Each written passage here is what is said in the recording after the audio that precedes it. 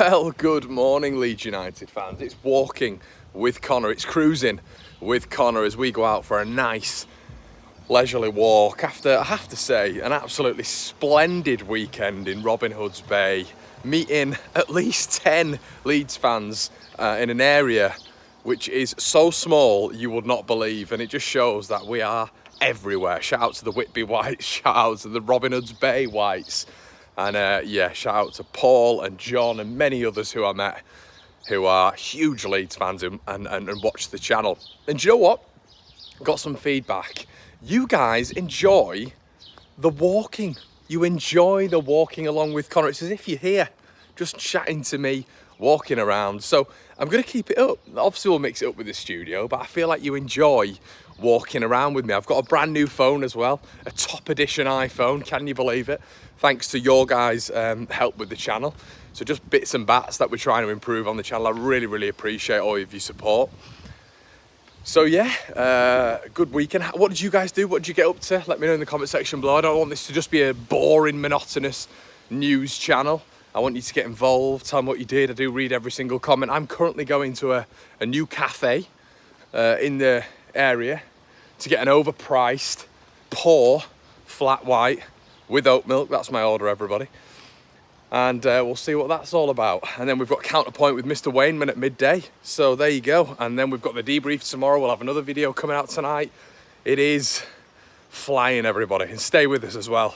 We've got an ATP across the pond on Patreon, which I'm looking forward to with Gabe. So if you want some bonus edition, head on over there. So let's get into today's news anyway. So when I was in Robin Hood's Bay, I didn't really get to have a proper chat with you guys about the contract signings and all this sort of stuff. Obviously, the club are in conversation with Liam Cooper, and I think a lot of you guys will probably think, well, Connor, you know, you've not been a big advocate of Mr. Cooper, Mr. Scotland, and I haven't. I have to admit that, and I've said that several times. I'm not going to double down on that, but I think it's more now the transitional element of us going into next season and us having that next level of experience as well. And it's not just having quality on the pitch and calibre and all this sort of stuff. We still are in the Championship. It's a Premier League. We're not even talking about Cooper. We're not even talking about Byram.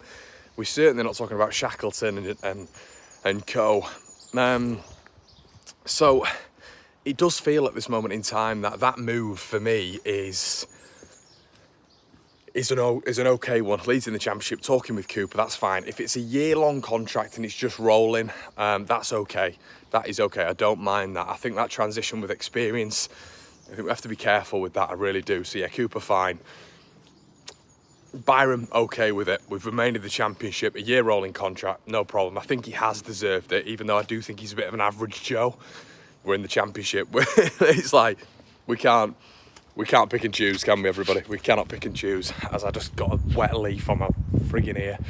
But we can't choose. We can't pick and choose where we're at. So it is what it is. Shackleton. This is where, and I mentioned it on a video earlier on, this is where I get a little bit, I'm like, are we still Sentiment FC? You know, what is that about? Like, why? You know, the club have spoken several times about being ruthless. The club have spoken several times about, you know, heading for promotion this season, and HMS, you know what, the league. I'm trying to keep the monetisation open, everyone.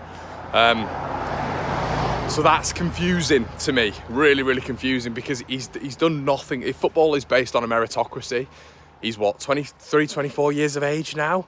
Needs to be playing football. From Shackleton's side of things, it's a bit like, I mean, maybe he's okay with it. Maybe he's absolutely fine with just, you know, rotating every now and again, but surely he wants to play football. Surely he does. Or maybe you know, he'll never get an offer as good as this, which I firmly believe. But, you know, you want to build yourself up. I understand the comfort zone is Leeds, but you know, if I'm a footballer and I'm just not playing, and the club is definitely keeping you around as like an insurance policy, if you get what I mean. It's not an insurance policy as in, you know, the rotation right back comes in. It's behind the rotation right back. You'd be hoping, as a Leeds fan, I don't want to be seeing Jamie Shackleton coming onto the pitch like he barely did for Millwall last season, in a season where we have to get promoted. Even as rotation, you feel Byram's ahead of him. You know, you'd feel hopefully we'd go and get a right back who would be ahead of him. You've got Archie Gray who's ahead of him. Like, what is the ambition there when it comes to Jamie Shackleton? Very weird. Cody Drameh, there's a lot of discussion behind the scenes that is to do with compensation because of his age and because of a new club coming in and taking him off our hands. That's the reason we've offered him a new contract. It's a little bit more logistical. Leeds know that he's going to be going. Leeds know that he's going to be on the chopping board, really. So offering him a new contract and be an interesting one to keep an eye on.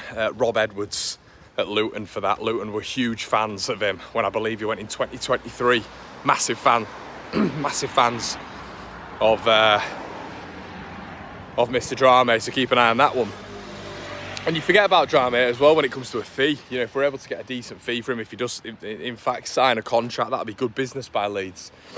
So, next bit of rumours. We've spoken on this before, and we're going to have to speak on it again because it's happening.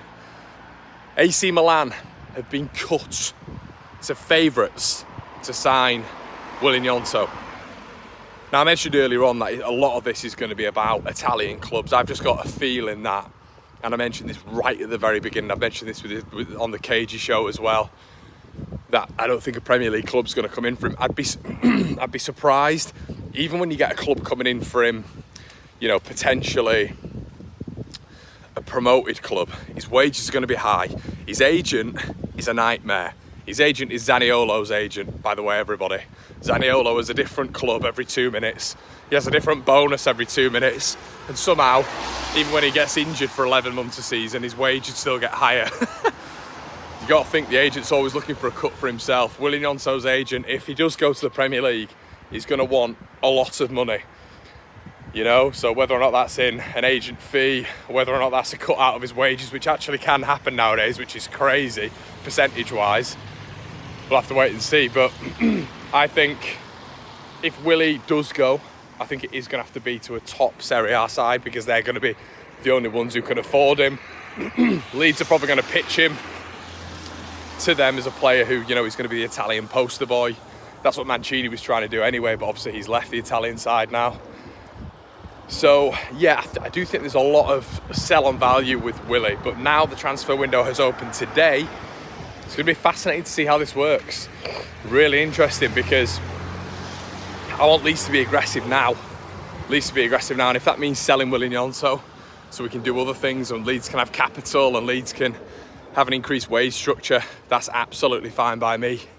And I'm really interested to see how that one develops, but it's Serie A.